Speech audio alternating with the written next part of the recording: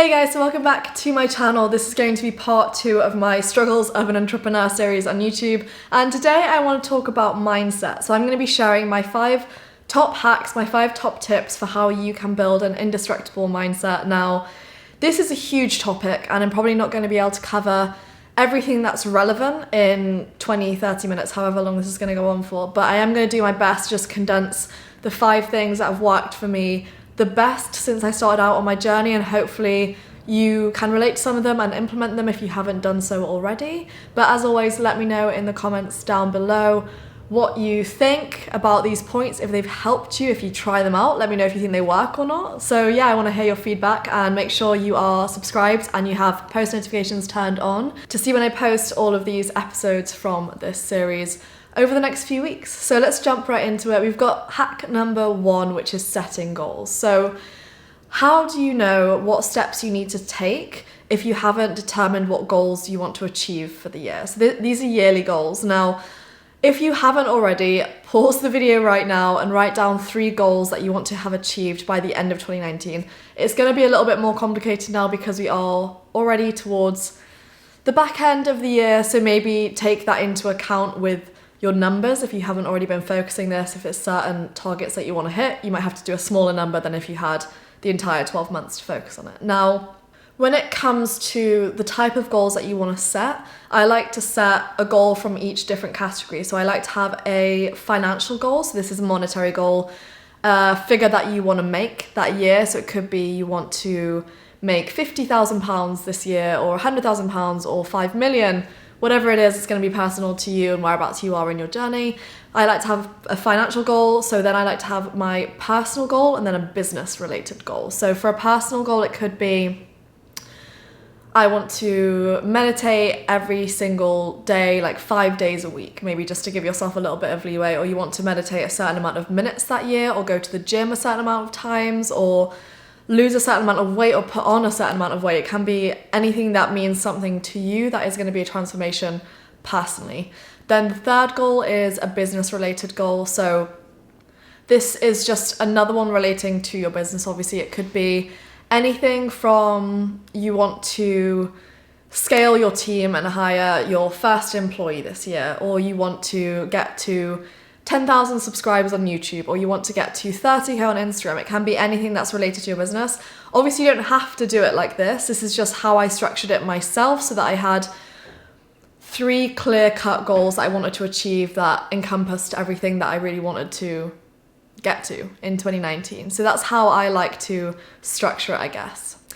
As an extra point, so a lot of people speak about setting your goals, but then they don't speak out why it's so important and how you can actually use these 3 things to then backtrack and achieve them more efficiently. So what I also did is when I set my 3 goals for the year, I actually wrote them down in columns. So if you get a piece of paper, you write down the 3 columns, and then I broke the columns down into different time frames. So I obviously have, at the very top, I've got the year goal, and then I break it down into the tasks and the habits that I can implement and create on a quarterly, individual, month, weekly, and daily basis. So this would be, say for example, if it's quarterly, that would be actually tracking that I'm on target to reach my goal. So obviously it's divided by 4. If I have a goal to make £100,000, I would want to average £25,000 per quarter. So that would be like my quarterly goal, to actually make sure I'm on track. And then down from that, we're kind of going from a macro perspective to a micro perspective, to the little things that you can put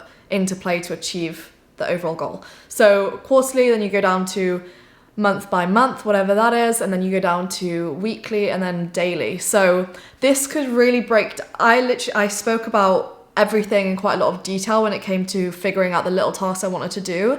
And it went down to the point where, for me, say financially, for me to hit my financial goal, I broke it down into going to the gym in the morning, because I knew that that would start my day off right, and then I would focus and keep to my tasks. So I can't do this for you because it's going to be completely different for every goal that you have.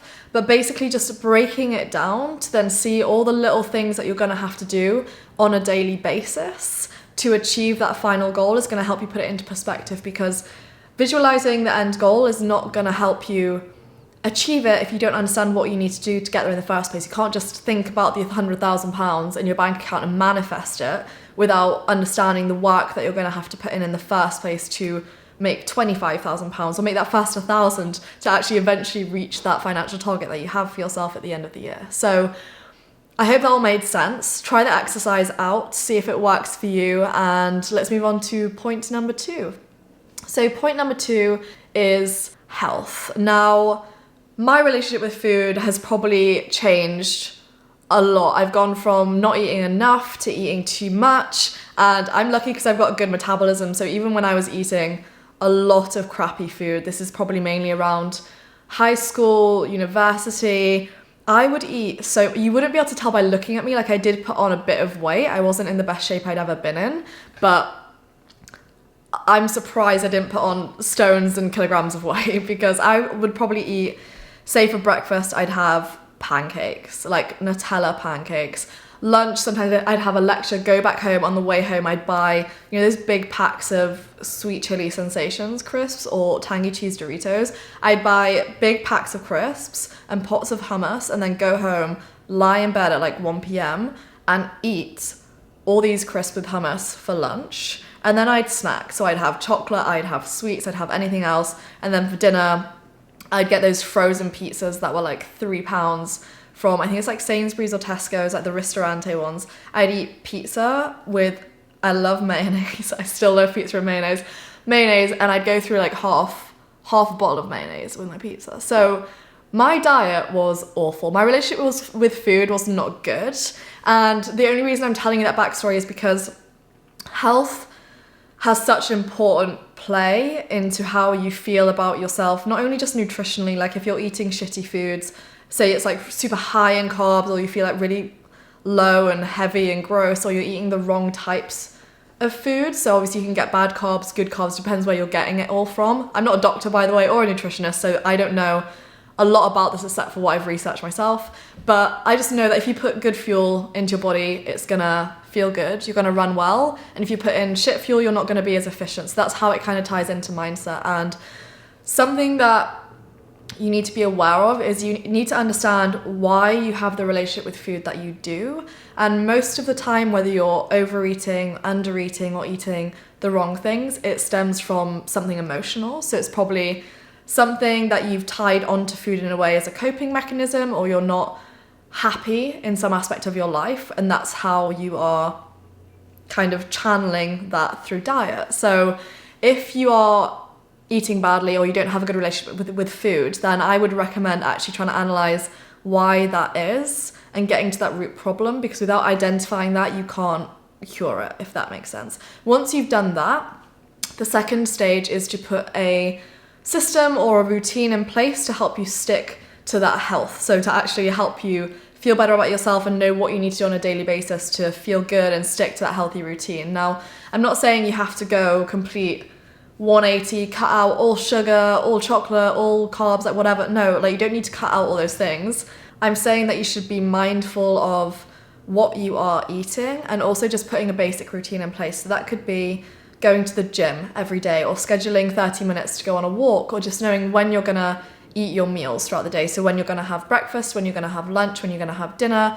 You can have snacks, like whatever you want, but just knowing that basic structure that helps you stick to having a relatively healthy lifestyle will get you one step closer to being able to develop a healthy mindset as well. So I hope that made sense. I hope that helped. Let's move on to hack number 3. Hack number 3 is doing the hardest thing first. So every day, I think I mentioned this in my productivity video, the one before this. If you haven't watched it, I'll link it down below. Go and check it out. That's part number 1. So with the productivity video, I mentioned that you get decision fatigue. So if you get rid of the hardest thing in the morning, the thing that you have the most fear around and you want to get out of the way, when you get that out of the way, it makes everything else seem less scary. So you've got the hardest out of the way, and then you can look forward to the rest of the day. Because I know that if I leave things I'm scared to complete or a task I'm scared to start, towards the end of the day, I'll never get it done, and I'll have this crippling anxiety throughout the whole day thinking about that one thing I have to do. I'll be like, oh, I've got to do that thing later. don't want to do it, and it will just drain my energy, and I'll try and think of all these ways I can get out of it, and I'll try and ignore it, avoid it, put it on to the day after. It's best to get the stuff that you're most scared of out the way straight away in the morning. So that's when you have just woken up, you've got the most control, you're ready to start the day, you've got the most energy. Get that thing out the way.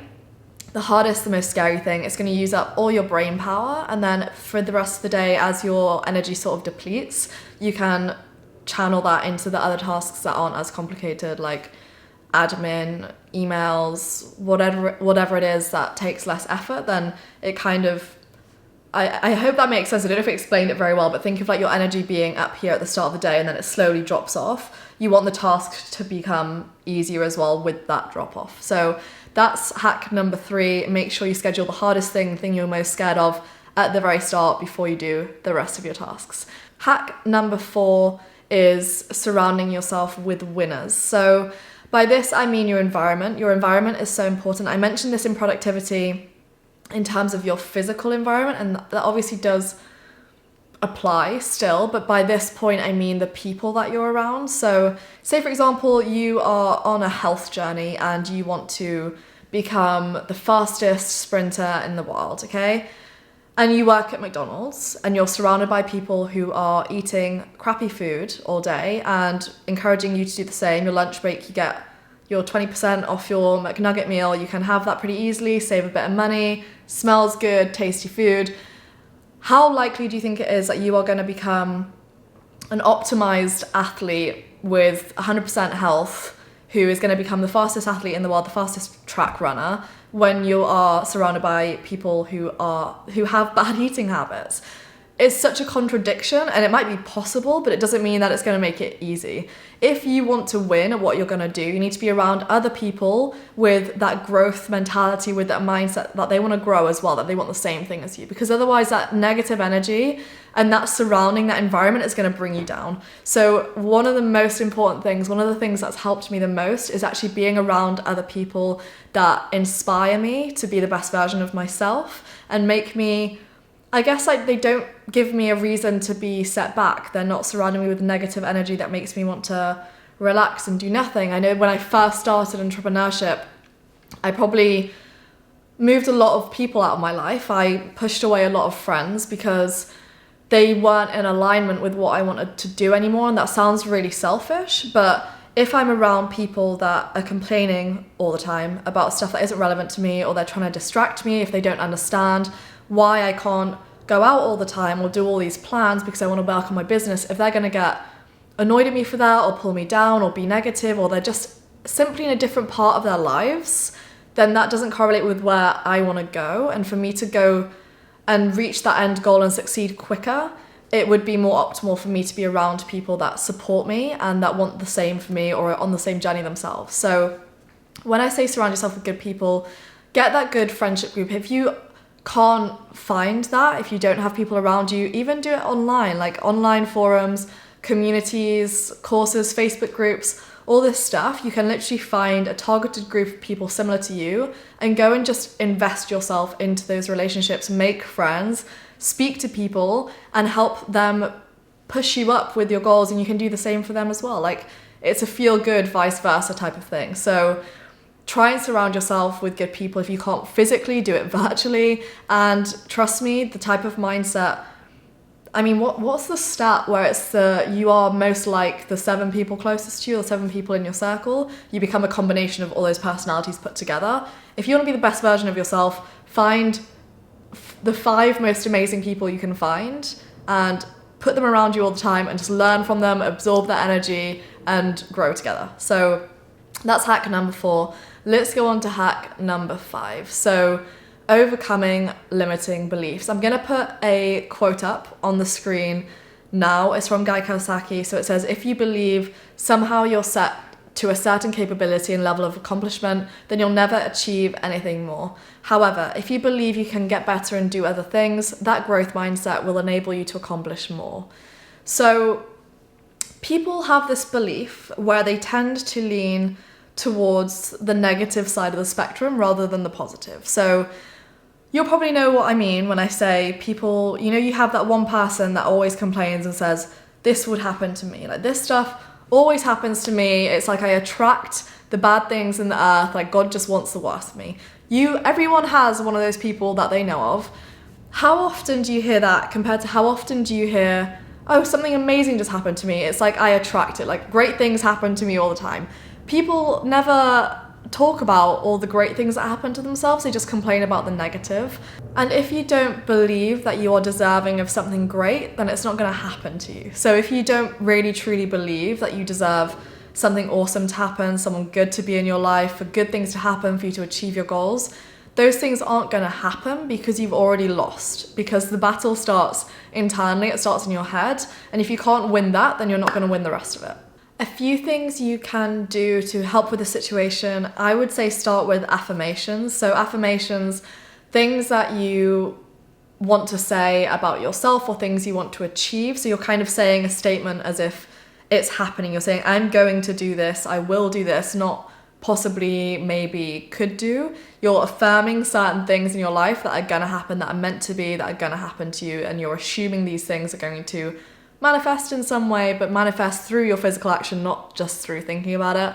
So if you have these affirmations, then you want to question why they're important to you. If you don't understand why they're important, if you can't find that driving force that's going to motivate you, as soon as you have a bad day, no matter how many times you've said your affirmations, you're going to give up because you've not held enough weight onto it. So to that affirmation, you then want to question it and say, why is this important to me?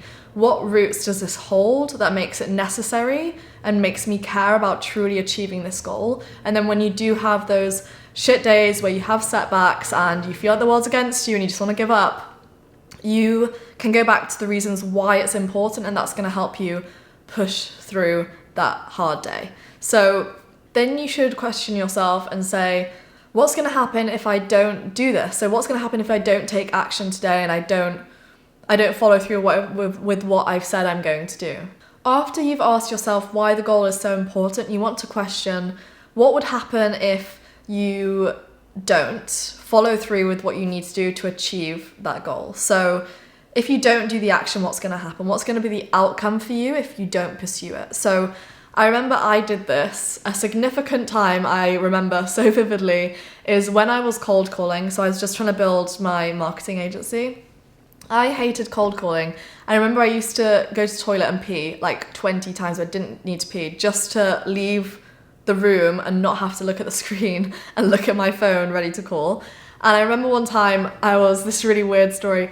I went to the toilet and I sat on the toilet, nothing, like with the lid closed. I just sat in the bathroom for about 20 minutes and I thought about all the reasons why I needed to build my agency, and I thought about what would happen if I didn't cold call. And basically what I explained earlier with having your big goals and then backtracking them, I went through every single action and its consequence as to how that could either affect my life negatively or positively. So at the time, I remember thinking to myself, this was like the thought process, I can't remember it exactly, but I remember saying to myself, if I cold call today, I'll get a meeting. If I get a meeting, I can close a client. If I get a client, I have a pretty decent, like I've got a stable income for at least 3 months if I put them on a 3-month minimum contract. If I get my first client, I can get a referral to a second client. If I get a second client, I've now got 2 case studies. It's going to be easier for me to get my third client.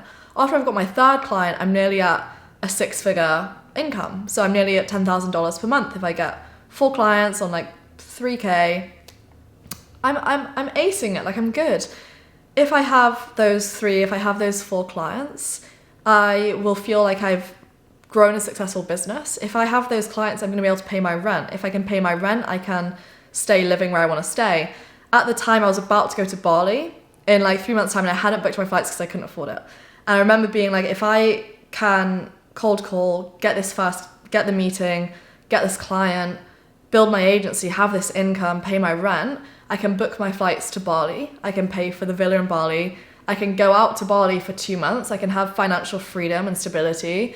I will have taken control in my life, and I will feel like I've succeeded at something I really wanted to succeed in. And then, so I did that. And then I went backwards and I said, what if I don't do these things? So if I don't cold call, I'm gonna feel shit at the end of the day. If I feel shit at the end of the day and I didn't cold call, I won't have got any meetings. If I didn't get any meetings, then there's no way I'm gonna close a client. If I can't close a client, then there's no way I'm gonna build my agency. If there's no way I'm gonna build my agency, I'm not gonna have an income. If I don't have an income, I can't pay my rent, I can't book my flights to Bali, I can't go to Bali at all, and then I won't have built a successful business and I'll feel shit about myself and I'll have to move back home. So this was literally the process. I started crying in my bathroom. I went through this process. I was doing this to myself for about 15 minutes. I started crying and I was like, why, like, this obviously means a lot to me. And why are all these amazing things I'm letting a phone stop me from achieving them? So all these great things I want to achieve, all these things I want to do, how amazing I'm going to feel when I do them, me picking up the phone is the one excuse I have. So I stood up, I went and sat down and I called 60 people. I got a few meetings and I was like, it's not that scary. And if I hadn't have done that, I probably wouldn't have gone to pick up the phone. But I really had to kick myself and be like, why is this important to me? Why is this one cold call giving me so much anxiety? And I realized that I was so scared of picking up the phone because I knew what it could lead to or what it could not give me if I didn't do it. If you understand that. So this cold call, there was so much of it hung on this phone that it made it such a big deal that I was terrified of cold calling. And maybe that's happening to you. Maybe a lot of people get scared of success and they're actually scared of succeeding. And I struggled with that for a long time. I kind of self-sabotage in sales meetings and think why did I say that? Or why did I mess that up? And it's because I truly didn't want it. And potential clients can tell. And if you don't really want it for yourself, if you don't understand why you want to achieve your goals, then you're not gonna get there. So you really need to be introspective, look inwards towards yourself and question why it's important to you, why your goals are important and what you need to do to get there, and break it down into such a micro level that it seems easy, and just focus on the day-by-day goals, and then you will hit your yearly goals by just doing those small little tasks that are going to just have a compounding effect and build up and give you that end result. So yeah, I know that was pretty deep. Sorry for going really in on that one. I hope that made sense. I hope it helped some of you guys. I know a lot of people have been messaging me and they seem confused. They're not in a good headspace mentally when it comes to mindset, and there's a lot of anxiety around people getting their work done and a lot of people getting stressed. So that's honestly the point in my life when I was going through this phase, that's what I did, and it seemed to work pretty well for me. So all those 5 hacks, hopefully if you combine them, are gonna get you to where you want to be. Let me know in the comments down below if you enjoyed this video. Let me know your feedback, and I will see you in the next one.